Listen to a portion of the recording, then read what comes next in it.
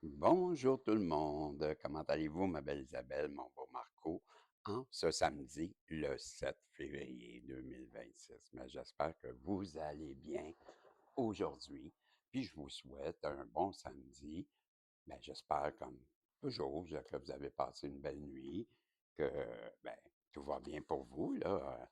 Ici au Québec, ben, c'est sûr qu'il est bonne heure un peu, là. Il est laid, ben, je vois à l'écran 4h05 du matin. C'est un petit peu tôt pour au Québec, mais je vous souhaite une bonne nuit. Et à l'extérieur, comme toujours, comment vas-tu, ma belle Isabelle, mon beau Marco?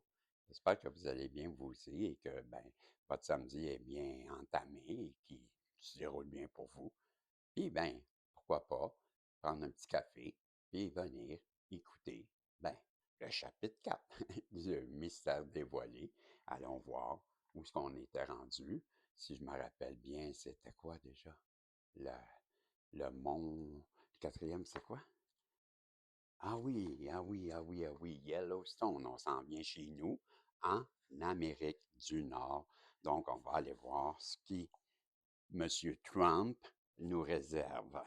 Donc, le chapitre 4, bonne écoute tout le monde. Donc, le chapitre 4, je vais demander au guide d'avant de bien vouloir m'aider aujourd'hui dans cette lecture pour que qu'Isabelle et Marco puissent être enjoués et ne me trouvent pas trop mêlé. Donc, merci les guides. J'apprécie. Chapitre 4, les mystères de Yellowstone. 7 jours passèrent. C'était déjà la première semaine de septembre. Le soir du 8e jour, j'étais assis contemplant la vie et la multitude de ses expressions lorsque ma pensée se dirigea naturellement vers Saint-Germain. Immédiatement jaillit de moi un immense amour pour lui, coloré d'une profonde reconnaissance pour tout ce que j'avais eu le privilège de vivre grâce à son aide et à sa lumière. Le sentiment qu'une présence se trouvait dans la pièce commença à m'envelopper comme un souffle. Levant soudainement les yeux, je vis qu'il était là, souriant et rayonnant, la présence même de la divinité. Mon fils, dit-il, je suis un visiteur si inattendu que ma venue pour vous est une surprise. Vous avez certainement, vous savez certainement que quand vous pensez à moi, vous êtes en contact avec moi. Et quand je pense à vous, je suis avec vous. Durant votre méditation, votre attention était dirigée vers moi. Aussi, j'apparais. N'est-ce pas conforme à la loi? Pourquoi alors ne pas accepter comme chose naturelle non, comme, je m'excuse, n'est-ce pas conforme à la loi? Pourquoi alors ne pas l'accepter comme une chose naturelle? Ce à quoi vous pensez, vous l'attirez à vous. Permettez-moi de vous suggérer ceci. Entraînez-vous à ne jamais être surpris, déçu ni blessé dans vos sentiments, quelles que soient les circonstances. Je vais le relire parce que j'en ai besoin. J'ai de la misère avec mes sentiments, moi. Fait que permettez-moi de suggérer ceci. Entraînez-vous à ne jamais être surpris, déçu, blessé. OK? Ni surpris, ni déçu, puis ni blessé dans tes sentiments, quelles que soient les circonstances. Pour- Parce que la parfaite maîtrise en tout temps de toutes les forces qui agit en vous est la véritable autorité. Bon, ok, j'essaie de replacer mon micro un peu, voir s'il n'y a pas moyen de le placer plus vis-à-vis. Hein, comme ça, il est plus proche. Donc, ok, là, je t'ai rendu en vous la véritable autorité et c'est la récompense de ceux qui suivent le sentier de la lumière, car ce n'est qu'en corrigeant le moi humain qu'il est possible d'atteindre l'état de maître. Souvenez-vous toujours que le droit de commander, c'est-à-dire l'autorité, ne peut être conservé en permanence que par ceux qui ont d'abord qui ont d'abord appris à obéir. Parce que celui qui a appris l'obéissance de la loi de l'un devient un être de cause uniquement. Et cette cause, c'est l'amour. Ainsi, par une similitude de qualité, il devient réellement la loi de l'un. Soyez vigilants afin que rien ne sorte de vous, sauf ce qui est harmonieux. Ne laissez pas un seul mot destructeur quitter votre bouche, même en blague. Rappelez-vous ceci, à chaque instant de l'éternité que vous êtes en relation avec une certaine force et vous, c'est vous qui la colorez en tout temps. Je répète, soyez vigilants afin que rien ne sorte de vous, sauf ce qui est harmonieux. Ne laissez pas un seul mot destructeur quitter votre bouche, même en blague. Rappelez-vous ceci, à chaque instant de l'éternité, vous êtes en relation avec une certaine force et c'est vous qui la colorez en tout temps.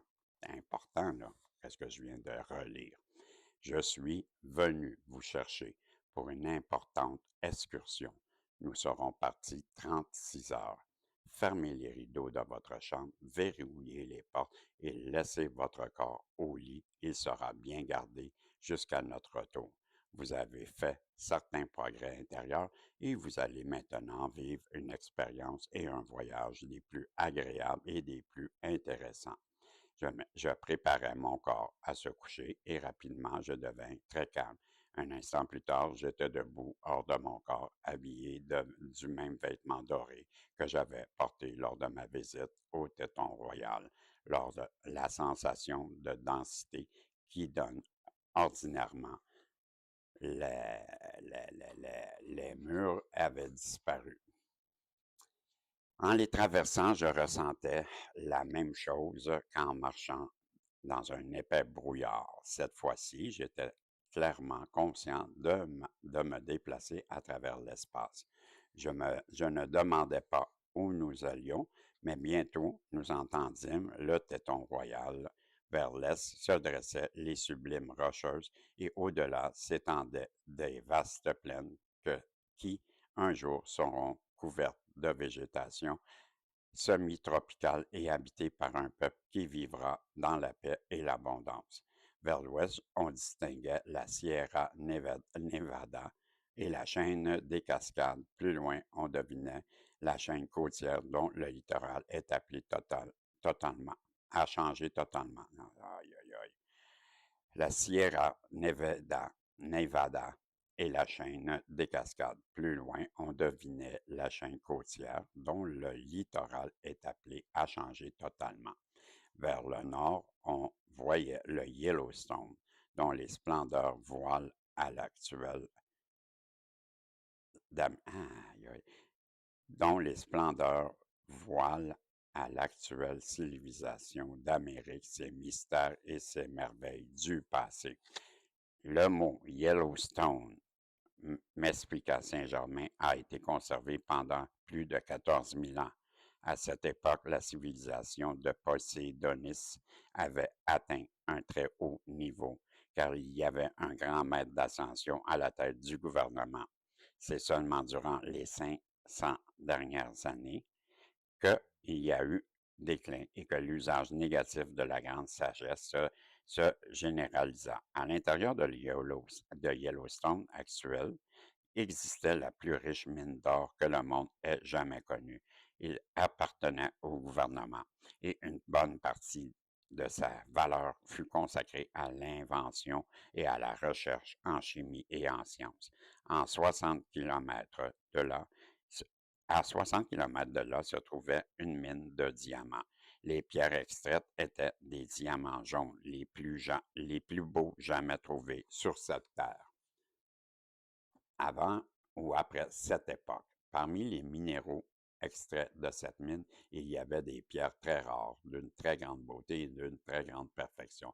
Une fois bien taillées, on y voyait au centre une petite flamme bleue qui ressemblait à de la lumière liquide.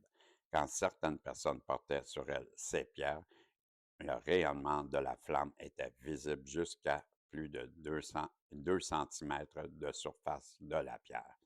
Elle était tenu pour sacré et ne servait que durant les secrètes cérémonies des maîtres d'ascension. 16 d'entre elles sont encore précieusement conservées par la Fraternité du Toton Royal et elles serviront encore au moment opportun. Le nom de Yellowstone provient de ces magnifiques diamants jaunes. C'est vous, mon fils, qui avez découvert ces deux mines. Je vous montrerai les archives physiques de ces affirmations.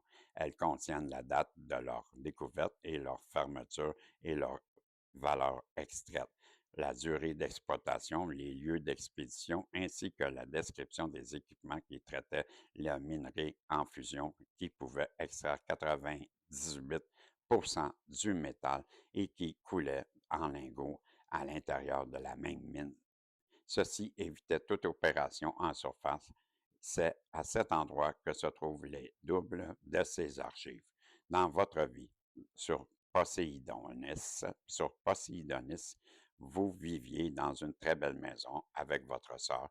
Aujourd'hui, Lotus, vous aviez tous deux établi et maintenu un étroit contact avec l'être suprême intérieur de sorte que Dieu était vraiment en action en tout temps. Vous étiez, on est à combien de temps? 11 minutes. Vous étiez nos ingénieurs des mines, seraient stupéfaits. Aïe, aïe, aïe, j'ai changé de page, ça ne suit plus, là. Je jure. Aujourd'hui, nos ingénieurs des mines seraient stupéfaits de voir la simplicité, la stupéfaction des activités minières de cet âge ancien. Cette méthode sera à nouveau utilisée en Amérique durant le siècle qui vient. Saint-Germain s'avança vers le puits et tira une manette. Peu après, un ascenseur un peu particulier arriva. Nous entrâmes. Il toucha une manette et nous commençâmes notre descente. Au niveau des 60 mètres, au niveau des 60 mètres, il y avait une station.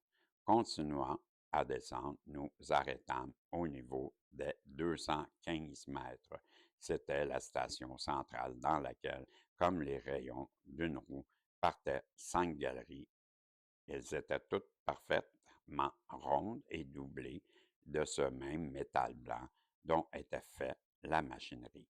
Il était si solide et si épais qu'il aurait fallu que la montagne s'effondre pour pouvoir l'écraser.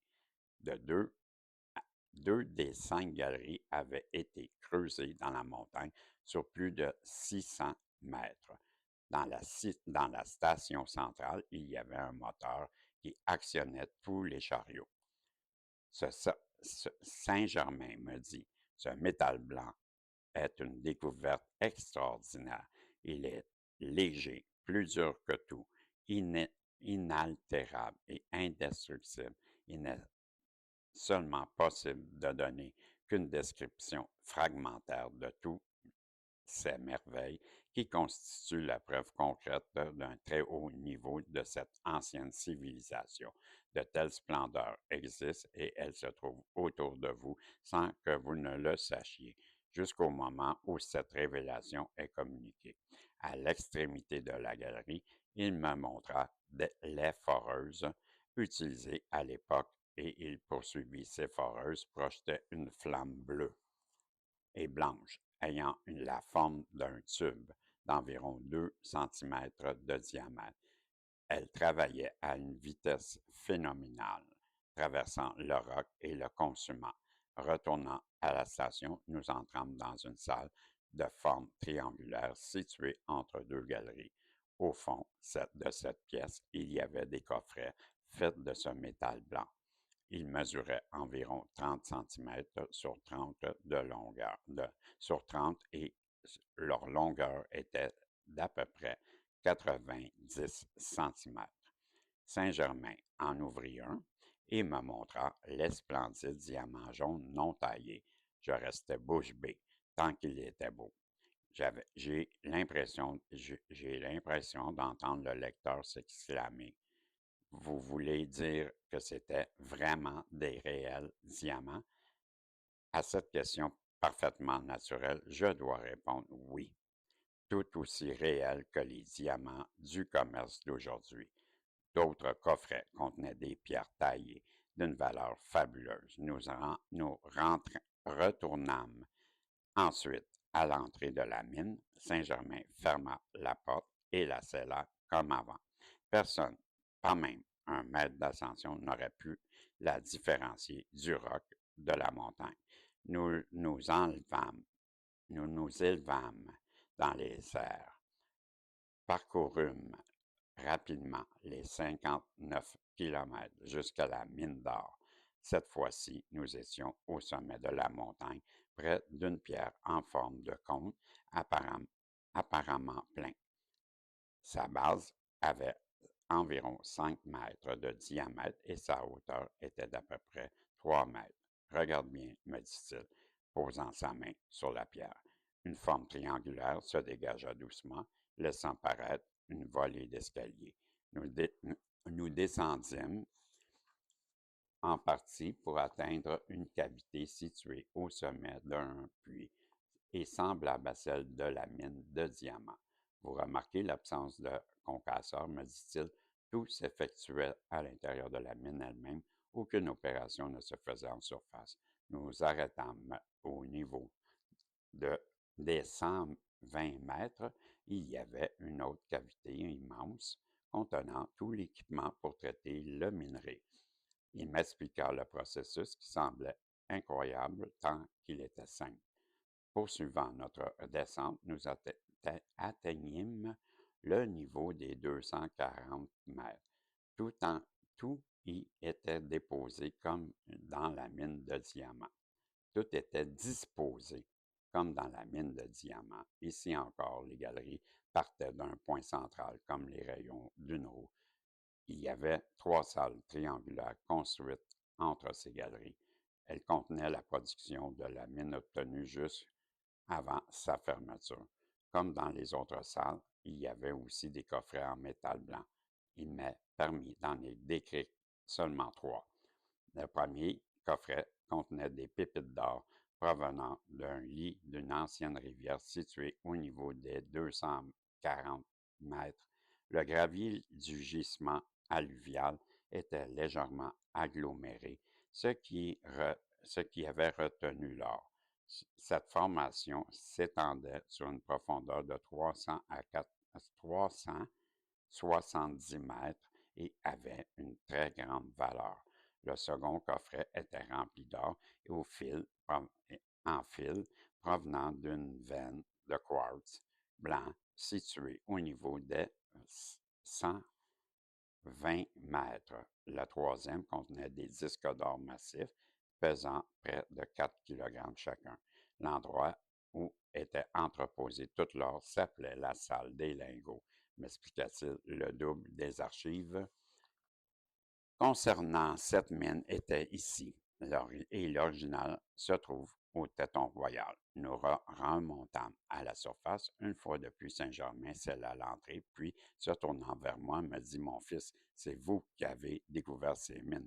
Aidés de vos collègues, vous les avez exploitées et vous avez produit cette perfection. C'est également vous qui avez gravé les archives de ce métal indestructible et je vous les montrerai au Tonton Royal, voyant que le cataclysme d'il y a 12 000 ans approchait et que les mines seraient peu affectées. Les mains d'Ascension les firent préparer et sceller pour qu'elles puissent servir à une époque future que nous avons maintenant atteinte.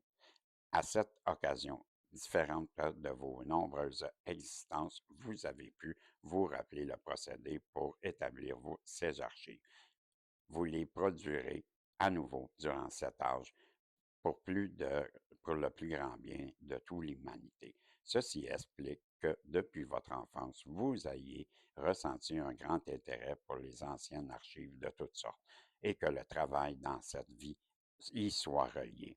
Venez, nous retournons maintenant au Tonton Royal. C'est là, dans une salle voisine de la grande salle d'audience, que se trouvent ces archives dont je vous ai parlé. Elle sert à préserver certaines inventions et découvertes scientifiques.